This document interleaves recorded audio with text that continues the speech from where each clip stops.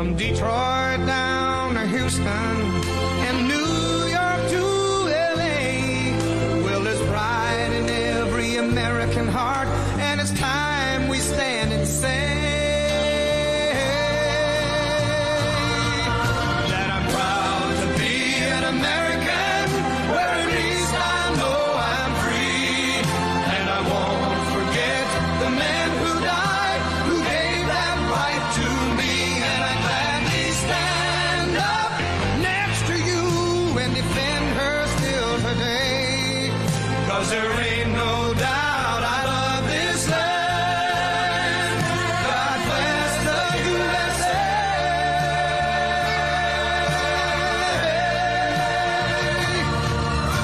And I'm proud to be an American, where at least I know I'm free. And I won't forget the men who died, who gave that right to me. And I gladly stand up next to you and defend her still today. 'Cause there ain't no doubt I love this land. God bless the USA.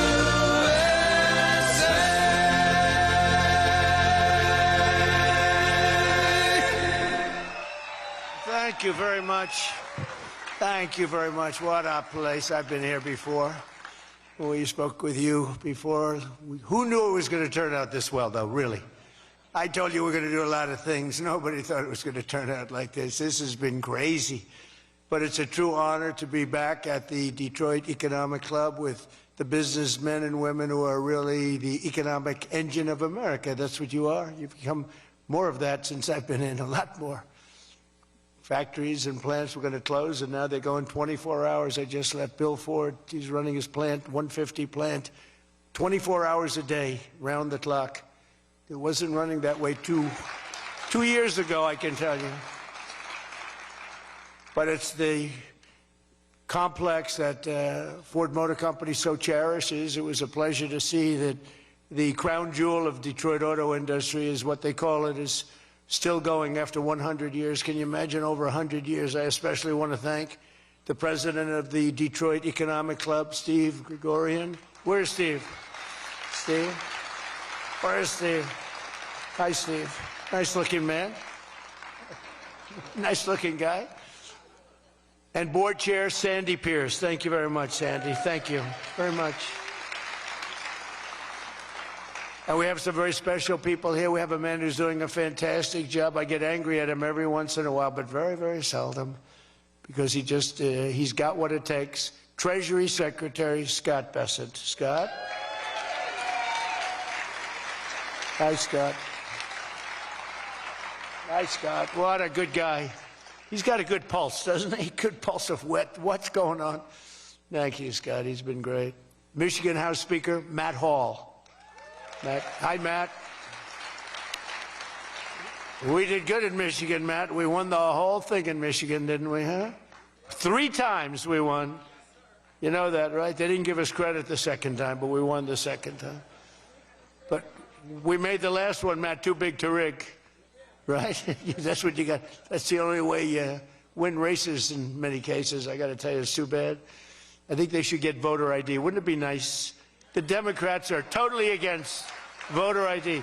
Who's against voter ID? How can you even campaign? We are against voter ID. How do you not get voter ID? You know what it means, Matt, right? When you're against voter ID, you want to cheat. That's all. There's only one reason you want to cheat, and they do cheat. They're terrible. Michigan Senate Republican leader Eric Nesbitt. Thank you, Eric. Thank you. Look good, Eric. State Senator Jim Runstad. Jim, thank you. Thank you. Thank you, Jim. Former Congressman Mike Rogers, who's running for the Senate, and he'll be a great senator. And he's going to be a great senator. He was a great congressman, and then he left. He went on to very big things. He did well, no matter where he was. And I think they took that away from you last time. I'll be honest with you, Mike. I really do. I don't like to get things going. I don't like to be controversial at all. But they rigged the election on you. Mine was too big to rig. You won. I'm telling you, you won. But you're going to do great this time. He's a great guy, actually. He's to be an amazing senator. Thank you. Thank you for being here, Tim. Special envoy to Iraq, Mark Savaya. Mark. Hi, Mark. Thank you. Great job you've done. This guy, he negotiates better than anybody around. Thank you. You need it. With Iraq, you need it. You need to be a good negotiator, Mark. I also want to thank Michigan's great congressional delegation. They're amazing. That's been back in Washington due to a very important vote that's coming up.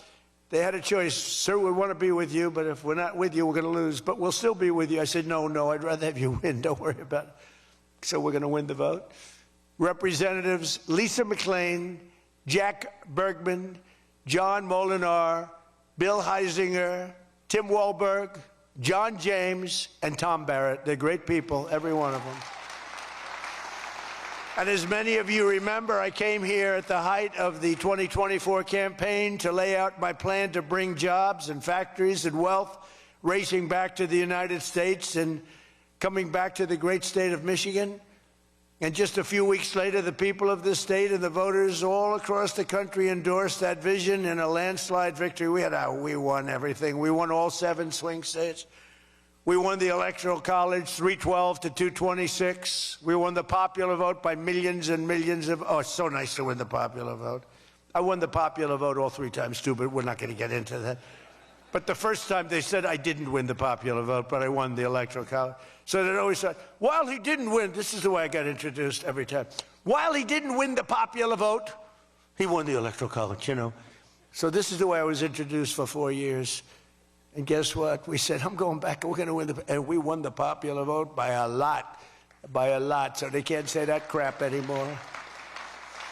And the thing that was most impressive, we won 86% of all counties in America, 2,700 to 525. Think of that, 2,700 to 525. And that's why when you look at the maps on Republican, Democrat, with red being Republican, as most of you know by now, I think, every once in a while you see one where they have it reversed. I said, why we do that? Well, we think it looks better. I said, look, red is Republican. Let's not try and change the voters' minds on things. Just do it that way. And the map was virtually all right. That was about the counties. That was the 2,700 to 550, I think is the exact number. Most importantly, we won a historic mandate to make America great again. And that's what we're doing. We're making America great again like never before.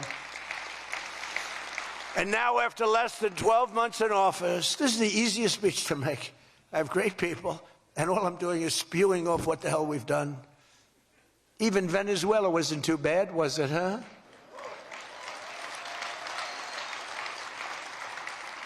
But you have people, Democrats, they say, I don't know if we should have done Venezuela, I don't know. Anybody that says that hates our country, okay?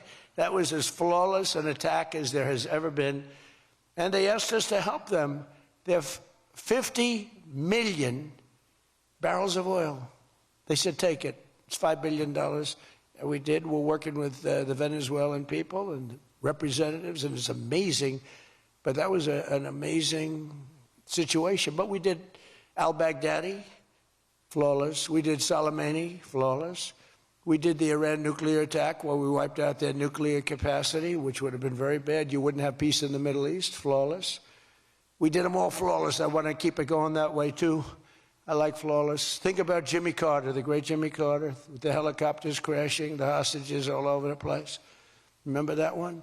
Think about Sleepy Joe Biden with Afghanistan. What a disaster. The most embarrassing day in the history of our country, in my opinion.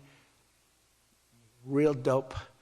Now, after less than 12 months in office, I'm back in Michigan to report to you on the strongest and fastest economic turnaround in our country's history. It's really been historic. There's never been, when we're not 12 months, we're through 11 months.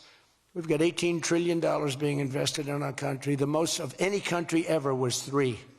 We're at 18. There's never been anything like this. You are so lucky I allow you into this room to even be with me. I'm kidding. I'm kidding. The fake news will say Donald Trump thinks he's hot stuff. Right now, I'm feeling pretty good, though, I will say. Oh, you're so lucky to be here. Under our administration, growth is exploding, productivity is soaring, investment is booming, incomes are rising, inflation is defeated, America is respected again like never before, and other than that, we're not doing that well. Now think of all those things I just said. Every single, inflation down, growth at an all-time high, stock market every day, 48 days in a row, 48 days during the course of 11 months, we hit a new high on the stock market, all of them. 1 year ago, we were a dead country. Now we are the hottest country anywhere in the world. That was said to me by many leaders. By almost every metric, we have quickly gone from the worst numbers on record to the best and strongest numbers, the most dynamic numbers, and an economy that is far ahead of even my optimistic. I had a very optimistic schedule, I thought. I didn't think it was, but people said it was very optimistic. Turns out to be very pessimistic by compared to what we've done. But we'll go down as the greatest in history, greatest first year in history nobody's ever had, just based on the numbers, based only on the numbers, not based on me, based only on the numbers, because, you know, you get these guys like the governor of California likes to say how well he's doing. California's doing horrendously, but he says how well. We base it on numbers. There's never been numbers like this. Through 4 long years before I took office, crooked Joe Biden and his allies in Congress inflicted the economic nightmare known as stagflation. How many times have you heard the word? We hit it with Joe. We hit everything. What a disaster. Meaning low growth and high inflation. How does that work? Not good. So you have lousy growth and high inflation. In fact, it's the lowest growth ever and the worst inflation in the history of our country. That is really tantamount to not having a good 4 years, right? In other words, Sleepy Joe and the people that ran the auto pen were a complete and total disaster for our nation. They were a disaster for our nation. Had they won the election less than 1 year ago, we would have been, as I've often said, Venezuela on steroids. Now I'm Venezuela's biggest fan. We're working with them, but they came down from a very high number to a disaster, you know, a disaster. And we would have been Venezuela on steroids, and we're bringing Venezuela back, and we're going to be great for Venezuela, great for our country. We're taking in, as I said, millions and millions of barrels of oil, and now they're coming in initially on a daily basis, 50 million, and values of over $5 billion. That's in 1 day. Just think of it, the biggest ships in the world can take 1 million barrels. The biggest ships in the world take 1 million. We have 50 million barrels. We need 50 of the biggest ships in the world just to get it out. We're bringing it in to be refined. It's an incredible feeling. It's great. Winning is a good thing. We're going to work with Venezuela. We'll make that country very strong again. We'll get oil prices down even further. We have it down at about a 6-year low, 7-year low, but we're going to get it down further. Joe Biden gave us a colossal stagflation catastrophe, but my administration's rapidly and very decisively ended that. We have quickly achieved the exact opposite of stagflation, almost no inflation and super high growth. So we have the highest growth we've ever had. Think of that. The highest growth we've ever had, and we've only been there 11 months. Think of what we can do for the rest of it. But do we have wood around here? I want to knock on a little wood. They have one little, everything's plastic nowadays. It's very tough. Now we have the greatest growth, and we have, you know, inflation way, way down. But we inherited terrible growth, and we inherited the worst inflation in the history of our country. The fake news would say 49 years. So when I say the history, they give me a lot of time, but I believe it's the history. But let's say 49 years. Would you say 49 years is okay, right? It's pretty bad. What do you think, Mr. Senator, Mr. Future Senator? I'd say 49. What sounds worse, 49 years or history? I think 49 years almost sounds worse. Maybe I'll just use it and I won't argue with these people. As of this morning, core inflation for the past 3 months has been just 1.6%. The numbers were just announced just before I came on stage. And GDP is smashing expectations with the fastest growth for this country in many years. The fourth quarter is projected at 5.4%, and that's despite the Democrat shutdown where we lost at least 1.5 points. You know, the Democrat shutdown, we would have had close to 7. Think of that, close to 7 they were projecting to. The fakers were projecting to. And if we keep deregulating and adding more capacity, like I saw today at Ford, and if we don't raise interest rates every time good news is mentioned. You know, in the old days, I'm probably old, I used to be up at these lecterns and I'd say, I'm younger than pretty much everybody in the room. Now I say I'm older than pretty much everybody in the room. I like it the other way better, actually. But you're too young. But in the old days, when you had good numbers, interest rates would go down. When you had good numbers, the market would go through the roof. That's the way we're going to make it again. That's the old-fashioned way. That's the right way. Today, if you announce great numbers, they raise interest rates to try and kill it. So you can never really have the kind of rally you should have. What happens and what we want, we're going to have a lot of great months, a lot of great quarters. I want the market to go up. You announce unbelievable numbers and the market goes down because they know you're going to do everything possible. In the Fed, we have a real stiff in the Fed, but that's for another day. But they raise rates. So everyone says, oh, they announced great numbers. It's great, great, great. And the market goes down because they immediately raise rates. No. When the market goes up, they should lower rates. You want to see 20% and 25%? You want to see what we can do? We've got to go back to an old standard. When there's good news, the market should go up, not go down. Does that make sense to everybody? And that's the way it used to be for most of the time. That's the way you make a country great. But our growth potential is unlimited and could be much higher if we went back to sanity. We're not doing it anymore. We're talking about the head of the Fed, and I want somebody that when the market is doing great, interest rates can go down because our country becomes stronger. See, you view it differently. Our country becomes stronger, and therefore interest rates should go down, not up. They kill every rally. If it's, no matter who, if it's beyond me as president, it's no matter who's president. You have a good quarter, and they want to kill it because they're so petrified of inflation. And growth and inflation don't necessarily go hand in hand. You can have growth and very low inflation. In fact, oftentimes growth is good for low inflation. So we're going to work on that, Scott, right? I think we're going to work on that very hard. I mean it so strongly. It's sickening. We announce good numbers and we see the stock market drops 300 points. I say, what the hell is going on? Do you agree with me? It should be just the opposite. All right, Scott agrees, so I'm very happy about this. That means if he didn't agree, I wouldn't do it. But we're already growing double, triple, and even quadruple the speed of almost every other major economy on Earth. We're the #1 economy on Earth, too. And the results are in, and the Trump economic boom is officially begun. It's really begun almost from the beginning. Almost begun, if you look at it, really from November 5th. You know, on another metric, just before the election, it was almost impossible to get people to join the military. We had the worst enlistment in the history of our country, the worst. You couldn't get people for the Army, the Navy, the Air Force, the Marines, Space Force, the Coast Guard. You couldn't get people. And since right after the election, but especially since after January 20th when we took office, we have now the strongest enlistment we've ever had in the history of our country. We've never enlisted people so quickly, so easily. And we enlist by merit now. You know, we won a Supreme Court case that said you hire by merit. You go to college now by merit. Everything's by merit. Our country became great because of merit. And we have done some job. But think of it, a year and a half ago, we had the worst enlistment in history, and now we have the best enlistment. Things like that don't happen. You might go from the bad enlistment to okay, but you don't go from the worst in history to the best in history. But that's what we've done, every one of them. And that includes police and firefighters. It was very hard to get police. It was very hard to get firefighters, and now everybody wants those jobs. In 4 years of Biden, they secured less than $1 trillion of new investment in the United States. So 4 years, less than $1 trillion.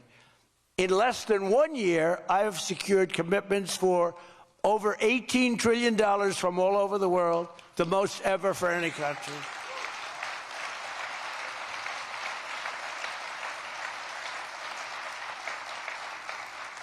Think of that, though.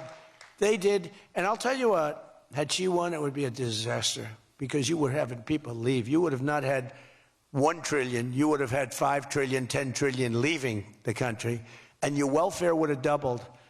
When you look at what's going on in Minnesota, is that a disgrace? Is that a disgrace? But we'll talk about that. Under Biden, we had the highest trade deficit ever recorded, losing more than $1 trillion every single year. How about that? It was killing Michigan, and everywhere else in our country was being absolutely destroyed. But in a matter of months, largely because of tariff income and the election result, we've slashed that gaping trade deficit by, in a short period of time, 62, it just came out, 62%. People are stunned. The fake news back there, look at those cameras rocking and rolling. No, the fake news back there is, they're very upset about it, actually. But they're stunned. They can't believe it. We cut our trade deficit in actually 10 months was when the number came out. We cut it by 62%. It's going to go better than that now. The stock market is now the highest in history since the election. We've set all of those records, and I think an all-time record that's so important to me because so many people have them is boosting 401ks and retirement accounts for millions and millions of Americans, people that are in the police departments, the fire departments, people that are construction workers. A policeman came up to me recently, a nice guy guarding me. He's a perfect guy to guard me. He was a massive guy, big, strong guy. He said, "Sir, you made me look so good in front of my wife. My wife thought I was a horrible investor because every time I invested, we lost money. And we have a 401k, and I'm up like 85%. She thinks I'm Warren Buffett. She thinks I'm brilliant. She's now calling me brilliant. It makes my life much easier. I love my wife much more now. She calls me brilliant every time." I said, "Don't worry, you're going to do even better for the next 3 years." But one of the biggest reasons for this unbelievable success has been our historic use of tariffs. There was the tariff that made America strong and powerful in past generations, and then we got off it and we went to the income tax system. Great going, fellas. You know, we were the strongest in 1887, relatively speaking. That was around the McKinley time, and Teddy Roosevelt and some others, but we were really strong. It was all tariffs. And I know what happened. Some of these countries got together and they say, "Hey, convince the United States that it's no good, the tariff system is unfair to us."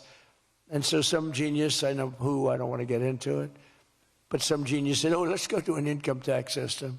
So instead of foreign companies and countries paying everything, the people started paying. And then after that, you had a depression, but that was a long time. That was in like 1913, you had the tariff switched into income tax. And then in and they like to blame tariffs. You ever notice they blame tariffs? No, they brought tariffs back in 1932. They brought them back to try and save the sucker. But it was in 1929, because a lot of people, you know, the anti-tariff people. Now, an anti-tariff person is a pro-Chinese person, like Coke. This guy's fought me in every election I've ever been in, and I've kicked his ass. He inherited a lot of money, and I don't know the gentleman. But he fights me, and then he goes out and says, "I made more money with Trump than I ever made in my life." And then he supports these other people that were total losers. Gives them a lot of money, but he made more money. Everybody makes money with me. I always made money for people. Now it's tariffs that are making money for Michigan, and the entire country is stronger and safer and richer than ever before outside of that period of time. Now, if they had what was called the Great Tariff Act of 1887 or something like that, and it was a great group of people like yourselves. They picked really smart people to sit on a committee.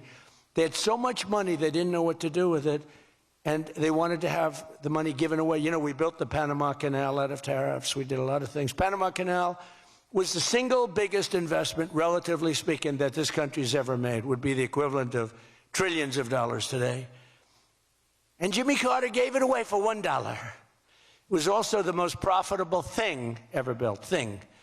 In other words, like buildings or casinos or anything, the most profitable thing ever built was the Panama Canal. And brilliantly, Jimmy Carter thought the country of Panama should have it, even though we lost 36,000 people to the mosquito. You know that, right? To the mosquito and a certain snake, which was not a very nice reptile. This was a brutal reptile. You got bit, it was over. It was just say, bye-bye, everybody. We lost 36,000 people. Malaria, the mosquito, and the snake. And he gave it away for $1. Well, at least we got $1. That's better than most of those guys do. We got $1 for that. Most expensive thing ever built, most profitable thing ever built, too. Makes so much money. Every prediction the critics made about our tariff policy has failed to materialize. The evidence shows overwhelmingly that the tariffs are not paid by American consumers, that they're paid by foreign nations and middlemen. And Scott went over that with us before, and they're paid by middlemen. They raise the thing. Countries get involved. They pay them because otherwise they won't have companies. They won't be viable. And we're the big beneficiary. Once again, the so-called experts were 100% wrong, and Trump was right. People of Michigan were 100% right. You elected the right guy. If you had the other person, everybody, we wouldn't even be having a meeting today, probably. There'd be no meeting. The economic club would be saying, like, man, we're doing bad. It's going to be awfully tough to get people to show up. This is going to be tough, the chairman. This is going to not be a good day for us. We don't want to have, let's cancel the meeting immediately. The Trump tariffs have delivered us trillions of dollars of new investment, unprecedented new partnerships on minerals, rare earths, defense, and artificial intelligence, and historic levels of foreign military sales. You know, you have the Supreme Court now going to rule on whether or not we can use tariffs. Can you believe this? A case brought about by people that are China-centric, foreign-centric, but China-centric. I wouldn't want it if I was China either. You know, China's one of our biggest taxpayers right now. China, would you ever believe you'd hear that? And they've been great. My relationship with President Xi has been great, but we have a group that's foreign-centric, China-centric, suing, and we'll figure something out if we don't win, but we should win. I mean, we should win. So great for national security. I ended 8 wars. Think of that, 8 wars. And without trade and tariffs, you wouldn't have been able to end any of them.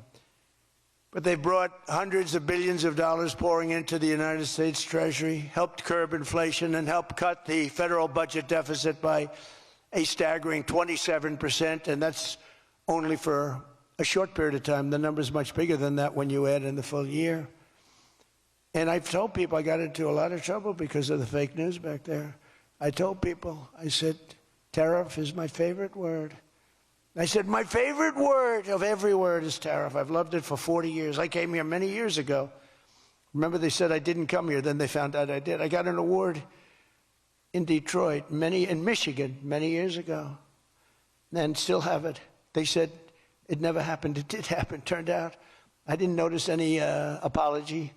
But all I did was talk about you're losing your car industry. This was long before I ran for politics. They said you're losing.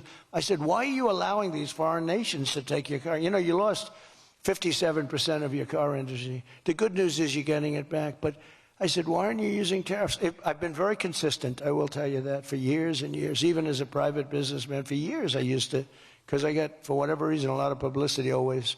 I don't know if that's good or bad, but it happens.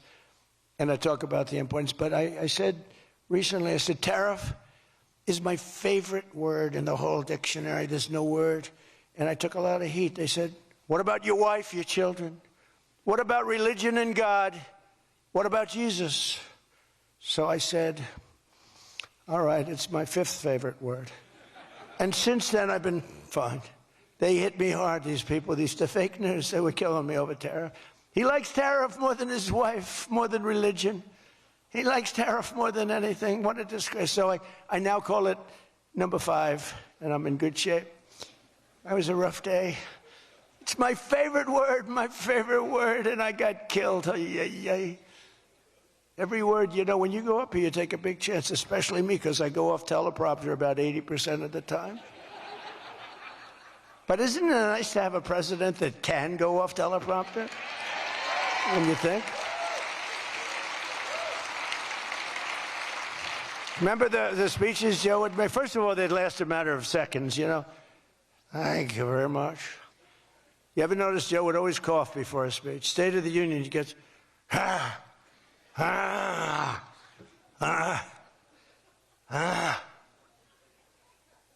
ladies and gentlemen. And then it would be like very short. Although the one time they had him spruced up pretty good, remember, he was high as a kite. He was floating, he was up there way up. That was a bad speech. But, hey, he got through it, you know, he got through it. If you call it getting through, This country was so, can you imagine allowing 25 million people into our country, many of them criminals, many of them murderers? What he did to this country, what they did, because it was the people surrounding that beautiful, resolute desk. But just as I promised you that I've imposed a 25% tariff on all foreign automobiles, I'm standing up for the American auto worker like no president has ever stood up before. You know, those tariffs are keeping the foreign auto workers. Now, if they want to come in and build a plant and hire you and hire your friends and your neighbors, that's great. I love that. Let China come in, let Japan come in. They are. And they'll be building plants, but they're using our labor. U.S. auto factories are now seeing more than $70 billion of new investment. Think of that. They were leaving. They were all going. They were going in the opposite direction. Now they're pouring back. It's the greatest. Nobody's ever seen anything like it. And much of that money is coming right here to the car-making capital of the world, Detroit. You lost, I mean, so many places. Since I took office, Ford has announced it will invest $5 billion across its Michigan and Kentucky plants, creating 4,000 new jobs. GM is moving production of the Chevy Blazer and Equinox from Mexico right back here to America. Right? Is my favorite auto worker here by any chance? You know who I'm talking about? What happens? Where's Brian? Brian, oh, I see. He made some cash. He's out to Florida. Oh, he's been very disloyal to Detroit. We're going to have to... He is such a great guy, right? Man, that guy fought for me when it wasn't the popular thing to do. He fought for me from day one. Well, you tell him I said hello to him, all right? That guy, he got it. 4 years ago, he got it, right at the beginning. He understood it better than anybody, better than the great economists. They had no clue. And Stellantis is investing $13 billion to expand its U.S.-based manufacturing plant by more than 50%. Stellantis doing a good job. Never before has an administration achieved such sweeping and dramatic turnarounds as has taken place just in this very short period of time. I mean, you're talking about 11 months. 11 months and you have a different business. 11 months and you're booming. I just spoke to an AI guy, and that's booming too. You know, we're leading China in AI by a lot. I'm letting them build their own electric plants because people are saying, you know, the amount of electricity they need is, they need twice as much as electricity currently in the United States for every other business, home, factory. They need double. So I said, we can't do that. And then I had the idea. When they build these $50 billion plants, I'm going to let them build, and they're already building big electric plants to take care of their plant. And any excess electricity, they'll sell it back to our country. It's an unbelievable, and therefore, we're going to build, I think if they really added, you know, you hear how much, and I have great respect for China, but you hear they're building a lot of electricity, but we are too. But we're having it built privately. They're going to own their own electric. They're becoming their own electricity producer. And when they heard this idea, they thought it was great, but they didn't take it seriously because they said it's too good to be true. But then they realized that I was serious. So we're getting them 2- and 3-week approvals. They don't have to wait for 20 years before they get rejected. You know, in the old days, they had to wait for 20 years, and then they get rejected at the end of 20 years. Guys would give up their whole career trying to get one approval, and then they get rejected. In every aspect of our agenda, we're putting America first, and nothing will stand in our way. Nothing's going to stand in our way, nothing. So one of our top priorities in this mission is promoting greater affordability. Now, that's a word used by the Democrats. They're the ones that cause the problem. The one thing, they stick together. They don't have some of the people that we have. I don't know, it's a genetic thing. It's something in the blood. We got some real losers, mostly great. But I wouldn't use the name Romney because I'm in his sort of territory, so I would never use that name. But all right, I'll use it. They don't have a Mitt Romney that votes against everything. They don't have a Rand Paul that votes against everything. I got him elected twice. He was a stone-cold loser. I went to Kentucky where I won by a lot. I did a rally for him. Then I did another rally. He won. Then I went the second time. He won. Then he votes against all the time. It's just crazy. I don't get it. Then you have Lisa Murkowski and you have Susan Collins. Disasters. And you had a gentleman from Indiana that I don't believe it, Todd Young, he voted against. And you'd say, why are you voting against? They can't give you an answer. They're unable to give you an answer. It's like, why are they against the attack on Venezuela? They're against the attack after they found out it was the most successful attack, probably the most talented, most brilliant tactically attack that we've had maybe in 100 years. And they're against it. Why? It's one thing if the attack failed. I'd probably do that too, or change. I'd be in favor. Then if it failed, I'd say, I told them not to do it. That's what they do. But here we have one of the most successful attacks ever, and they find a way to be against it. It's pretty amazing. But it's a shame, and we have some others, but not many. We have a great party, but we have people, the Democrats, whether you like them or not, they stick together like glue. They have horrible policy. Thank God they have horrible policy, because they're smart, they're evil, they're vicious, but they have bad policy. For instance, you could be a genius and try selling men playing in women's sport. You could be a genius, try selling transgender for everybody, open borders, let the world come in, let the world's prison population come into the United States, including all of the murders, 11,888. That's what we're trying to get out of Chicago and Minnesota and these places. So they stick together, which I admire because I'm a very loyal person, but they have horrible policy. Can you imagine if they had good policy? They were on this morning talking all the reasons that men should be playing in women's sports. They had a football guy there, flag football. This guy was like 6'6", he weighed 290 pounds with zero body fat. And they had a few young women. They were the size of his leg. He wouldn't have had to run. He could have just walked. They couldn't have done a thing about it. 10 of them would have to jump on him that wouldn't have had any impact. I don't think he would have been like a fly.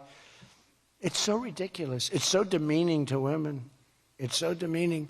Look at the weightlifting records. I mean, the record got beaten by 112 pounds, a record that stood for 18 years. 1 ounce they'd put on stood for 18 years. Guy comes along who was a poor lifter as a man. He was at the lower portion of the class, comes along and broke the record by 112 pounds. Think of that. They've fought for years to beat that record. How about the swimming records? I mean, you can go to sleep during the time the man comes in and the woman. You can go take a nap for a little while.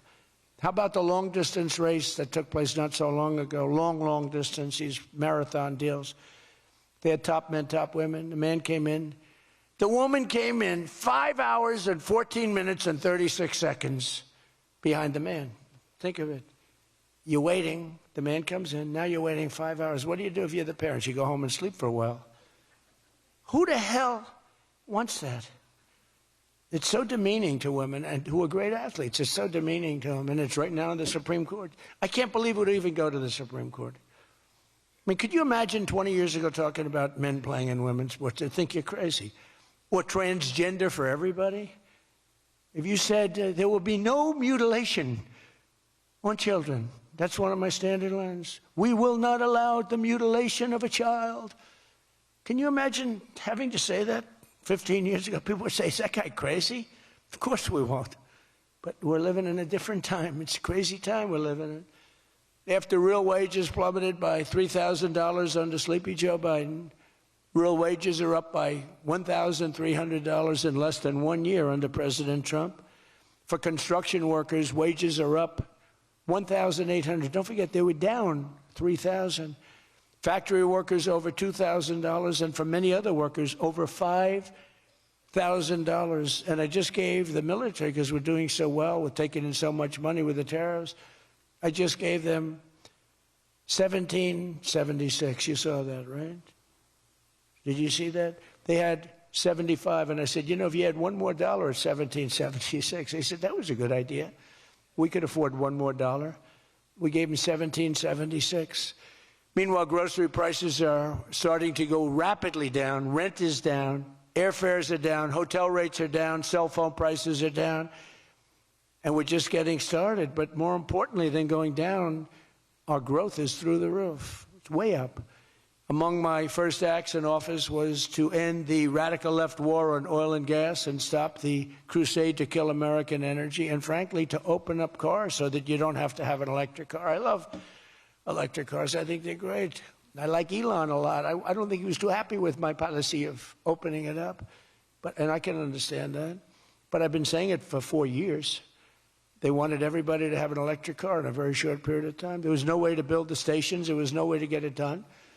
I want you to have gasoline-powered cars. I want you to have electric. I want you to have hybrids. I want you to have everything.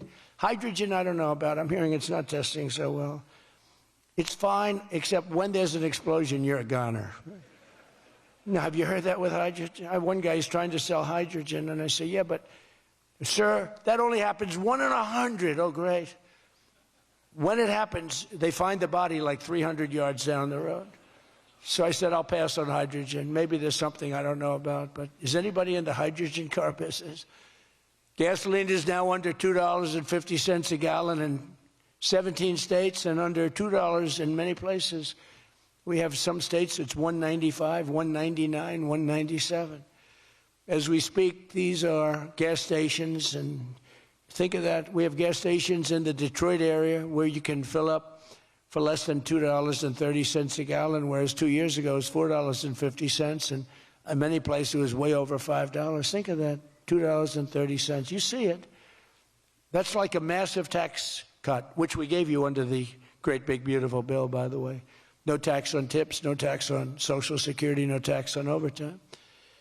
And with our extremely successful operation in Venezuela earlier this month, that number soon is going to go lower because we're going to have a lot more energy. We're going to have a lot more, as opposed to a country that's going to be totally shut down. No fuel, no gasoline. And it's, you know, they say it's got more than Saudi Arabia. Who knows? It's got a lot.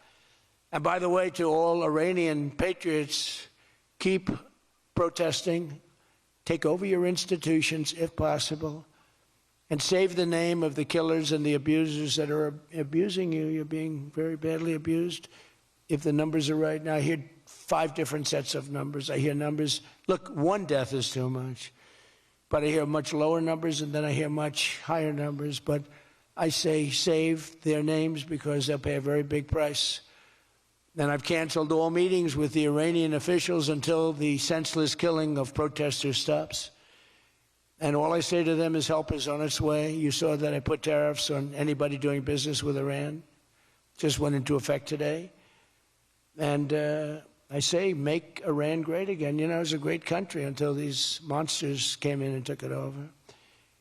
And it's all very fragile. It would have happened to us, I'm telling you. If I didn't win this election, it would have happened to us. In the coming weeks, I will be laying out even more plans to help bring back affordability. And again, remember, that's a fake word by Democrats. Prices were too high. They caused the high price. They never want to talk about affordability. They always go, this is an election about affordability. I say, they caused it. But they're good at that stuff. They're good at that stuff. They're fake, and they're good at that stuff. It's an election about high prices that was caused by the Democrats and that I brought down a lot. And remember, when you see energy coming down like I brought it down, and gasoline coming down, that brings everything else down. It's so much bigger than any other factor. When gasoline gets to be $1.99 a gallon, everything comes down. The donuts come down, the truck that delivers the donuts, the stove that makes the donuts, the whole thing, it all comes down, and it's coming down much faster than anybody can even believe. And remember, though, I always say, because, you know, normally when that goes down, the world comes down. That's the bad way of bringing it down. Our growth is through the roof. So I always want to say that whenever I say prices are coming down, but our growth is going way up. 2 beautiful events, the exact opposite of the Biden administration. As part of those efforts at Davos, next week I'm going to provide much more detail about our housing policies so that every American who wants to own a home will be able to afford one. We have some great things happening with housing, as you know. You saw the $200 billion buy-in on bonds and mortgages. This will include a ban on large institutional investors buying up single-family homes all over the country and making it impossible for people to buy a home. And I've also announced that the U.S. government is purchasing $200 billion of mortgage bonds to bring down mortgage rates, and it's had a huge impact. It's already started. And just last week, the average 30-year mortgage dropped below 6% for the first time in many years. It's coming down very rapidly, and that's not with the help of the Fed. If I had the help of the Fed, it would be easier. But that jerk will be gone soon. In addition, I proudly called for the credit card companies to cap interest rates at 10% for 1 year, because they're getting 28 and 30% and 32%. And it's unfair. The rates are way too high. To provide further relief to hardworking Americans, we'll also be confronting one of the biggest factors in driving up prices, the monstrosity known as the Unaffordable Care Act. You know what that is, right? It's Obamacare. It's a great name, Unaffordable Care Act. Nope. Did anybody ever think of that one before? It's true. It's the Unaffordable Care Act. Obamacare was a gift to make health insurance companies rich at the expense of the American people. In particular, the so-called enhanced premium tax credits were a corrupt payoff to the insurers, whose stock prices went up more than 1,000% after Obamacare was signed. I want the same money I want it to go directly, very simple. I want the money, those big amounts of money paid for by the government, to go directly to the people so they can buy the health care that's right for them. They can negotiate their own deal, health care savings account, but they'll buy their own health care. And everybody loves it. That's why later this week, I'll announce our healthcare affordability framework that will reduce premiums for millions of lower drug prices, delivering price transparency and demand honesty and accountability from insurance companies all over the country, all over the world, actually. Healthcare costs will come down very fast with my most favored nation executive order. We're doing most favored nation drug prices. When we would have drug prices stay the same, everybody thought it was great. They're going to be coming down thousands of percents. We're standing up to special interests and slashing prescription drug prices by 300, 400, 500, and even 600% and more. I mean, think of that. On that alone, we should win the midterms in a landslide. I'm doing favored nations. The country that pays the lowest price in the world is the price that we're going to pay. And we got that because of tariffs, because I said to the countries they wouldn't approve it. The drug companies were tough, but they were fine. But they said the countries will never do it because you have a pill that sells for $10, you have to sell it for 20 or 30, so you'd have to double or triple the price of their health care there for prescription drugs. Ours would come down from $130 to $20. Theirs would go from 10 to 20, the world being a bigger place. And it was unbelievable, but the countries wouldn't do it. So I called the countries. I said, if you don't do it, then I'm going to put a tariff on you. And the tariff's going to be 20 times more than the cost that you're having to pay for fair health care. And every one of them said, sir, we agree with you 100%. We would be honored to do it. It was really rather amazing. We could never do it. So think of that. You have most favored drug prices. Your drug prices are going to go down like from $100 to $10. Nobody can believe it. And we can't get the fake news to write about it. It's the biggest thing to happen in medicine. It's the biggest thing to happen in healthcare. And I cannot get the New York Times, I cannot get anybody to write about it. When we got it done and we announced it, it was on a page way in the back of the New York Times. Same with others. They don't want to talk about it. You know why? Because it's so good. It's the biggest thing to happen. Over the past 12 months, almost every promise I made to you right here in 2024 has been kept. I've kept all my promises and much more. I mean, I've given you much more than I gave you promises, and I produced much more than I said I was going to produce. I gave you the largest tax cuts in American history, cutting taxes across the board in the great, big, beautiful bill. And as I told you, I mean, who would have gotten you no tax on tips, as I said before. No tax, I say it over and over again, no tax on overtime, no tax on Social Security for our seniors. Any senior should be voting for us because the Democrats won't do this. It doesn't work for them.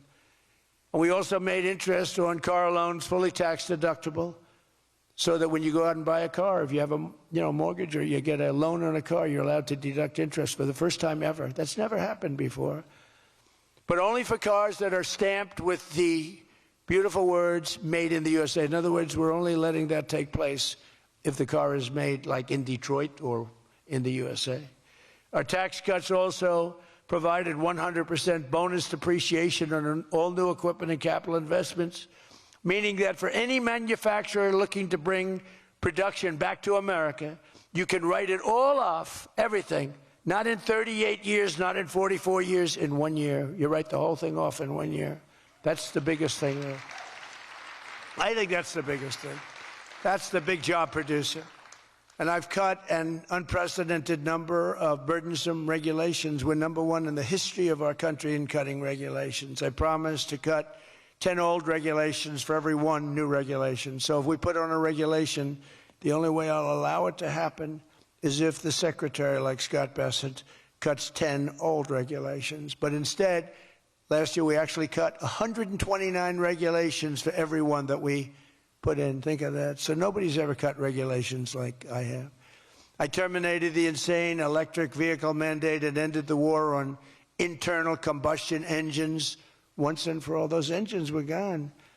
And some people like them. And if they like them, great. And if they like electric, if they like any form of propulsion, any way you want to propel your car is okay, except for a couple of them, as I discussed. I permanently stopped Joe Biden's ridiculous CAFE standards. You know what the CAFE standards are?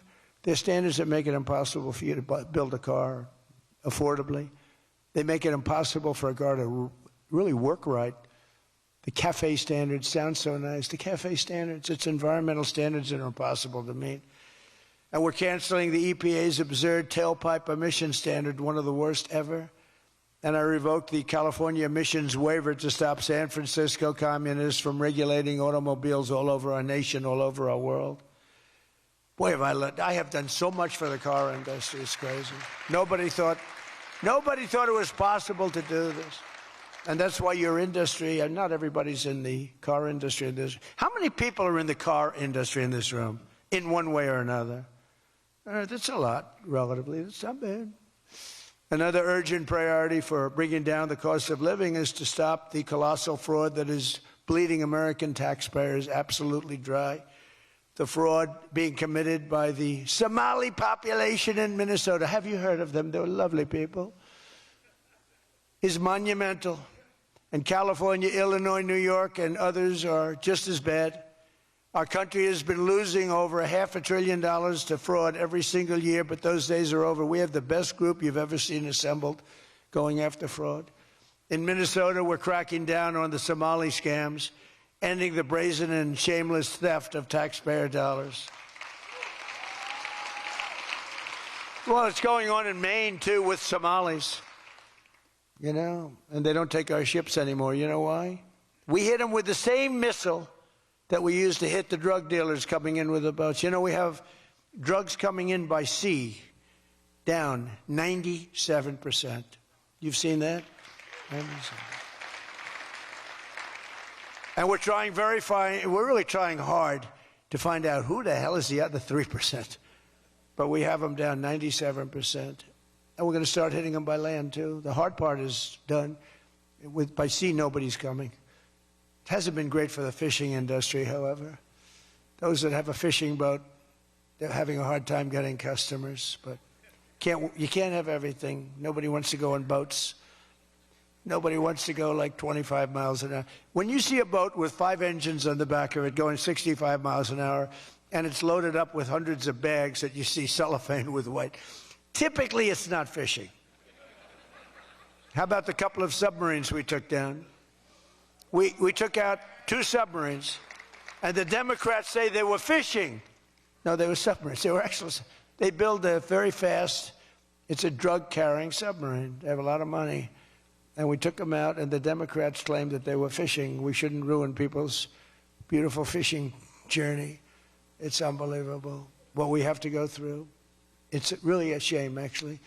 We've frozen all children's payments to those states that we're talking about, and we will now require proof of attendance in order to receive federal funding for child care or any of that. How about all these child care places in Minnesota where there is no children?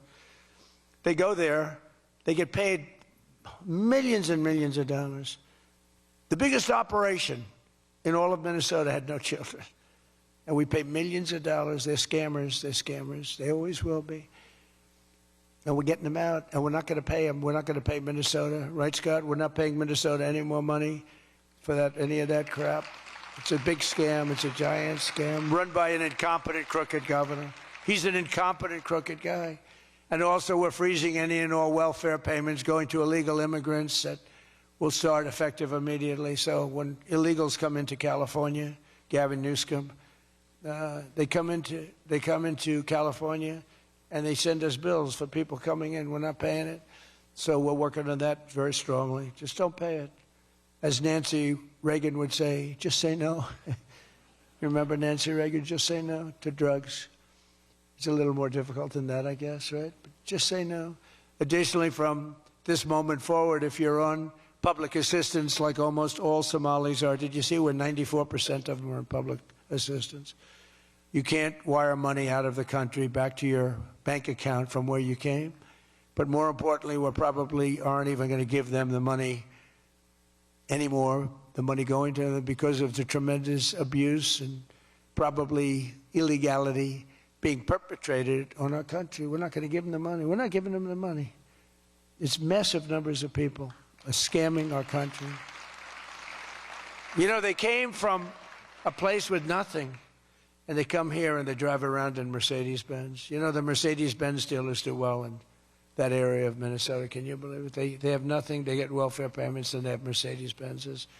It angers me so much, but we're going to straighten out our country. This was done under Biden and Obama, very much under Obama. It all started under Obama. And we just can't. We've got a great country. We're not going to screw it up. But this was one of the great scams ever. They have the same thing, Somali in Maine. Who would think? I never saw that happening. But in Maine, it's really crooked as hell, too. But it's not just Somali. It is them, but it's not just. There are many other places, many other people. The whole country, if we stop this fraud, this massive fraud, we're going to have a balanced budget. That's how much money you're talking. We'll have a balanced budget without all the growth I'm talking about. And then you add the growth, we got one hell of a country. We're giving 90-day notices to places like California, Scott. Right away, we're going to send out that notice. Who would bill the federal government as people poured into the state to send those people back, because no country can afford to do it. No country can afford to take in millions of people, pay for their education, their health care, their hospitals. You just can't do it. And we all have a heart. You can't do it. But many of those people are murderers. They're people released from jails, prisons, mental institutions, insane asylums. They're people that are drug dealers. They're addicts.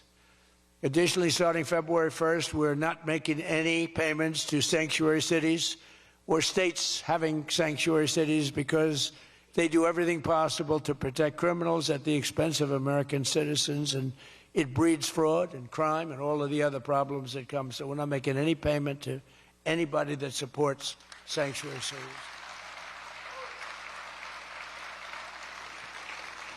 We have also suspended nearly 8,000 SBA loans, Small Business Association loans, to suspected scammers in Minnesota, of which there are many. It's a great state. It was a great state. Now it's getting destroyed by that stupid governor. What a stupid guy he is. But he's a crook. I mean, he's an incompetent guy, but he's a crook. He allowed this to go. You can't have corruption on a scale that nobody's ever seen before, and you're sitting as a governor and you don't know what's going on. It's impossible, even though he's a stupid guy. We're investigating large-scale visa fraud, and the Department of Justice has already charged nearly 100 people in criminal conspiracies in Minnesota. They're all over the place. Last week, we announced that I'm creating a brand-new division at the Department of Justice, a legal strike force led by a really tough, smart new Attorney General for fraud. He's a fantastic young guy. He's so impassioned to do this properly. We intend to imprison any fraudster, politician, or public official involved in these sick plots to loot and pillage our country. Think of that Ilan Omar. She lives in Somalia. They don't have a government. They don't have a military. They don't have police. They don't have anything. All they have is murder and robbing ships, bringing in ships, pirates. That's stopped. Same missile, ping. That's the end of them. It's amazing how that can stop corruption. Those missiles, they never miss, you know. The same one, exactly the same one. But think of it, she comes from a country with nothing, and she comes here and she tells us about our Constitution. I have a constitutional right to rip off the country. I guess she's a total scam artist. Anybody knows it. How do you let her get away with it? AOC +3. She was one of the three. They're all scammers. They're so bad for our country. They're so bad for our country. Our ICE operation in Minnesota, for example, is finding hundreds of killers, violent predators, and child rapists, some of the worst criminal offenders anywhere in the world, murderers all over the place. All we want to do is get them out. Did you see the pictures that we put up? Hundreds of them. Murderers, wanted for murder, wanted for the worst drug selling. One of them is one of the biggest drug dealers in the world. And vicious, sells bad drugs too. Bad drugs, like if you take a tiny little morsel, your child is dead. And we're getting them. But it's hard to get them because they make it so impossible for you. And you wonder why. Why would they do that? You know, do they want to live with murderers? Do they want to live with these people that are emptied out from prisons? They have a lot of people. One of the reasons I was so angry with Venezuela, they emptied their prisons almost entirely into the United States of America. Tren de Aragua was the gang. One of the worst, probably the most violent gang there is anywhere in the world, they say. We're getting them out. We've got a lot of them out already, but we're getting them out. We're also going to revoke the citizenship of any naturalized immigrant from Somalia or anywhere else who is convicted of defrauding our citizens. We're going to get them the hell out of here fast. And if you come to America to rob Americans, we're throwing you in jail and we're sending you back to the place from where you came. We're throwing you right in jail. And they know it, too. And one of the reasons they're doing these fake riots, I mean, they're just terrible. I mean, you see it's so fake. Shame, shame, shame. You see the woman. That's all practice. They go practice. They go to areas, they take hotel rooms, and they all practice together. It's a whole scam. We're finding out who's funding all this stuff, too. We pretty much know. But in conclusion, as we liberate our country from this cultural scourge and the plague of corruption and fraud, we'll rediscover the natural energy and native spirit that truly makes America great again, like we're doing with Detroit and Michigan. If we get rid of fraud and do our job properly on the trillions that are being extorted out of our country from corrupt and incompetent governors like Gavin Newsom, J.B. Pritzker, and Tim Walz, we will very soon have a balanced budget, and that's the kind of money that we're talking about. We're talking about massive amounts of money. Our country wasn't built by people who tried to lie and cheat and scam their way to success. It was built by legends like Henry Ford, Henry Dow, Thomas Edison, the Kellogg brothers, Alfred P. Sloan, the founder of General Motors, men who lifted up American workers and strengthened our nation beyond even belief. And we're doing the same exact thing right now. I think we're doing it even better. This is the fierce spirit of patriotic free enterprise that we're now unleashing once again. We are unleashing it like maybe never before. Together we have turned the page forever on the failed left-wing model that makes our America poor, desolate, and makes people feel sorry for us. That's what we had. We had a country where our leader was laughed at and our country was scorned. We had a country that was laughed at. They laughed at us. 2 years ago, they laughed at us. They thought we were fools. They thought we were stupid people. Now we're seeing that they're not the smart ones. We are. But we have a great America, and we're going to enrich it. And foreign nations, foreign migrants, criminal fraudsters, and corrupt politicians are not going to play a role anymore. They're going to be in jail. Under the Trump administration, we're reclaiming America's dignity, rebuilding America's wealth, and we're putting the productive, hardworking American citizen at the center of every single thing that we do. They were the ones that built America, and they will build it up again, and that's what they're doing at levels nobody thought was possible. So today, after less than 1 year, our border is secure. Remember, they talked about the border, how bad? In 3 weeks, I didn't go to Congress. I said, secure our border. And they did. Remember Biden, he said, I have to get approval from Congress. Had nothing to do with Congress. Had to do with respect. Our spirit is restored. Inflation is stopped. Wages are up. Prices are down. Our economy is booming like I think you'll see soon, like never before. Our military is strong and unprecedented. I rebuilt our military in my first term. Our workers are thriving and our auto industry is returning to the country where we all began and where it all began, and frankly, a country that we love. The United States is winning again, and we're rapidly making America and the great state of Michigan greater and more prosperous than ever before. I want to again thank the Detroit Economic Club. You do a fantastic job, so respected. God bless you, and God bless America. Thank you very much.